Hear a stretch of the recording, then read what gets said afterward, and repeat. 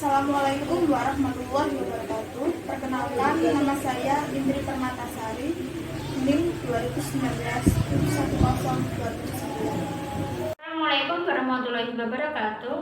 Terima kasih atas kesempatannya. Perkenalkan, nama saya Sifaul Uyun dengan NIM 2019-710306. Assalamualaikum warahmatullahi wabarakatuh. Terima kasih atas kesempatannya. Perkenalkan, nama saya Aisyah Nurfidaus Ansi, NIM 2019-710342. Assalamualaikum warahmatullahi wabarakatuh. Terima kasih atas kesempatannya. Perkenalkan, nama saya Lina Andia, NIM 2019-710345. Assalamualaikum warahmatullahi wabarakatuh. Terima kasih atas kesempatannya. Perkenalkan, nama saya Rahma Julia Fiana dengan NIM 2019-710380. Ini saya akan menjelaskan tentang pasar konsumen dan perilaku pembelian konsumen. Pasar konsumen yaitu semua individu atau rumah tangga yang membeli dan mendapatkan barang dan jasa untuk dikonsumsi secara pribadi. Yang kedua, perilaku pembelian konsumen, yaitu perilaku pembelian seseorang atau rumah tangga pada saat membeli barang untuk dikonsumsi secara pribadi. Menurut Wilke, perilaku konsumen yaitu aktivitas emosi, mental, dan fisik yang mempengaruhi seseorang pada saat memilih, membeli, dan membuang produk dan jasa setelah memenuhi kebutuhannya. Menurut Laudan dan Rita, perilaku konsumen yaitu suatu proses pengembalian keputusan dan aktivitas fisik seseorang yang mempengaruhi pada saat dia menggunakan atau membuang produk dan jasa. Di sini saya akan menjelaskan mengenai faktor-faktor yang mempengaruhi perilaku konsumen.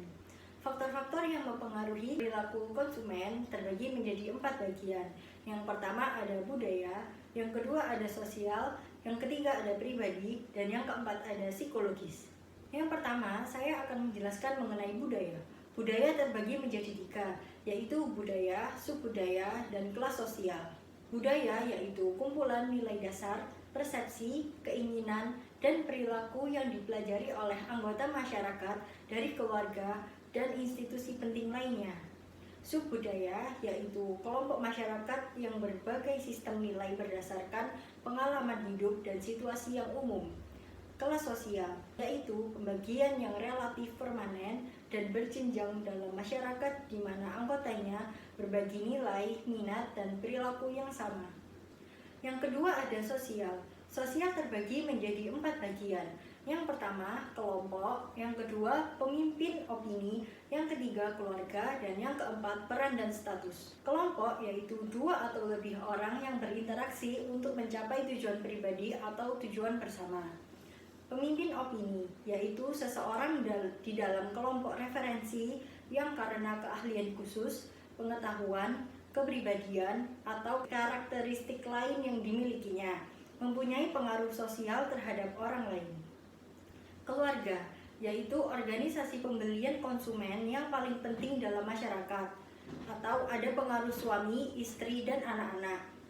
Peran dan status yaitu posisi seseorang dalam banyak kelompok, klub, keluarga, atau organisasi didefinisikan sebagai peran dan status.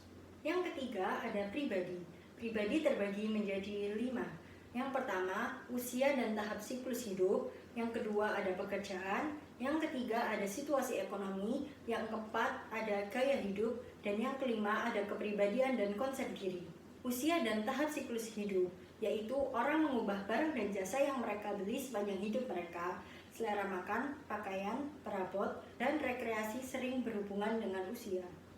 Pekerjaan yaitu pekerjaan seseorang mempengaruhi barang dan jasa yang mereka beli. Situasi ekonomi yaitu situasi ekonomi seseorang akan mempengaruhi pilihan produk. Pemasaran yang sensitif terhadap pendapatan mengamati gejala pendapatan pribadi, tabungan, dan suku bunga. Gaya hidup yaitu pola hidup seseorang yang dideskripsikan dalam kegiatan, minat, dan pendapatannya. Kepribadian dan konsep diri. Kepribadian yaitu karakteristik psikologi unik seseorang yang menyebabkan respons yang relatif konsisten, dan bertahan lama terhadap lingkungan orang itu sendiri. Kepribadian merek, yaitu bauran khusus karakteristik perilaku manusia yang dikaitkan dengan merek tertentu. Yang keempat, ada psikologis. Psikologis terbagi menjadi 4, yaitu motivasi, persepsi, pembelajaran, dan keyakinan dan sikap. Motivasi yaitu motif atau dorongan kebutuhan dengan tekanan kuat yang mendorong seseorang untuk mencari kepuasan atas kebutuhan tersebut. Persepsi yaitu proses di mana orang memilih, mengatur, dan menginterpretasikan informasi untuk membentuk gambaran dunia yang berarti. Pembelajaran yaitu perubahan dalam perilaku seseorang yang timbul dari pengalaman. Keyakinan dan sikap. Keyakinan yaitu pikiran deskriptif yang dimiliki seseorang tentang sesuatu. Sikap yaitu evaluasi, perasaan, dan tendensi yang relatif konsisten dari seseorang terhadap sebuah objek atau ide. Di sini saya akan menjelaskan tentang perilaku pembelian konsumen. Jadi ada 4 perilaku pembelian konsumen. Yang pertama yaitu perilaku pembelian kompleks. Perilaku pembelian kompleks terjadi ketika konsumen sangat terlibat dalam suatu pembelian dan terdapat perbedaan yang signifikan dari segi mereknya. Yang kedua yaitu perilaku pembelian pengurangan disonansi. Perilaku pengurangan disonansi terjadi ketika konsumen sangat terlibat dalam suatu pembelian tetapi hanya terdapat sedikit perbedaan dari segi mereknya. Yang ketiga yaitu perilaku pembelian kebiasaan. Perilaku pembelian kebiasaan memiliki keterlibatan yang rendah dan terdapat sedikit perbedaan dari segi mereknya. Yang terakhir yaitu perilaku pembelian keragaman. Perilaku pembelian keragaman juga memiliki keterlibatan yang rendah, tetapi terdapat perbedaan merek yang signifikan. Melakukan pembelian, maka konsumen akan melalui proses pengambilan keputusan, yaitu yang terdiri dari yang pertama pengenalan masalah. Biasanya konsumen melakukan pembelian karena suatu kebutuhan atau untuk menyelesaikan keperluannya. Lalu yang kedua yaitu pencarian informasi. Setelah mereka tahu apa yang mereka butuhkan, mereka akan mencari informasi dari berbagai sumber, bisa dari media sosial, teman-teman dekatnya, atau lain sebagainya. Lalu yang ketiga yaitu evaluasi alternatif. Setelah mereka mendapatkan informasi-informasi dari berbagai sumber tadi, mereka akan melakukan evaluasi alternatif apa yang paling cocok untuk mereka gunakan. Lalu yang keempat yaitu keputusan pembelian. Setelah dirasa sudah menemukan alternatif yang cocok untuk mereka, mereka akan melakukan pembelian merek mana yang akan mereka beli. Lalu yang terakhir yaitu perilaku pasca pembelian. Biasanya perilaku ini digunakan konsumen untuk mengevaluasi barang yang telah ia beli, apakah barang itu sudah sesuai harapan atau sudah tepat guna, tidak mengecewakan, dan lain sebagainya. Hal ini akan menimbulkan sikap kepuasan dan tidak kepuasan, mengecewakan dan tidak mengecewakan, dan ini akan berdampak pada pengulangan pembelian di masa yang akan datang. Jika barang yang mereka beli itu memuaskan dan tidak mengecewakan, maka konsumen akan mengingat merek produk tersebut untuk selanjutnya mereka melakukan pengulangan pembelian di masa yang akan datang.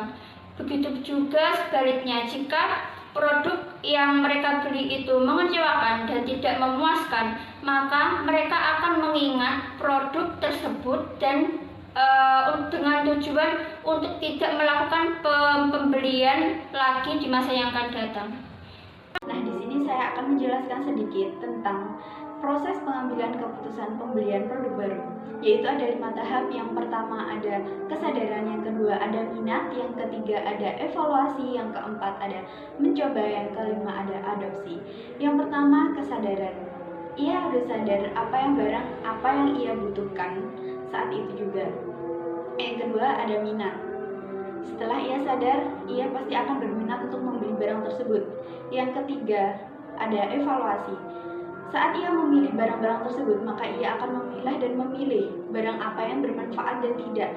Apa kandungan barang tersebut, apa bahan barang tersebut, pasti itu akan dipertimbangkan juga. Yang selanjutnya ada mencoba. Setelah ia tahu barang apa yang akan dibeli dan bagaimana komposisinya atau kebermanfaatannya, maka ia akan mencoba barang tersebut. Setelah ia mencoba dan ia cocok, maka ia akan membeli lagi, yaitu yang dinamakan adopsi. Pasar institusi adalah pasar yang memfasilitasi masyarakat yang mereka pelihara. Contohnya, rumah sakit, sekolah, dan instansi lainnya. Lalu, pasar pemerintah adalah pasar yang dimana terhadap lembaga-lembaga dinas. Contohnya, departemen, direktorat, dan kantor-kantor dinas, dan instansi lainnya. Karakteristik pasar institusi yang pertama yaitu terdiri dari sekolah, rumah sakit, rumah jompo, dan institusi lain yang menyediakan barang dan jasa yang mereka pelihara. Yang kedua, setiap institusi memiliki sponsor dan tujuan yang berbeda. Yang ketiga, yaitu pasar institusi memiliki ciri anggaran yang rendah dan pelanggan yang sudah pasti. Yang keempat, yaitu banyak pemasar yang mendirikan divisi terpisah untuk melayani kebutuhan khusus pembeli institusi. Karakteristik pasar pemerintah adalah yaitu unit pemerintah federal, negara bagian dan lokal yang membeli atau menyewa barang dan jasa guna untuk menunaikan fungsi utama pemerintah, yaitu yang biasanya meminta pemasok mengajukan penawaran dan pemasok yang menawarkan harga terendah. Umumnya, mereka lebih menyukai pemasok domestik dan daripada pemasok asing.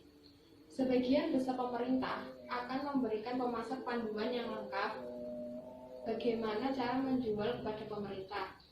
Kriteria non-ekonomi juga memerankan peranan dalam pembelian pemerintah.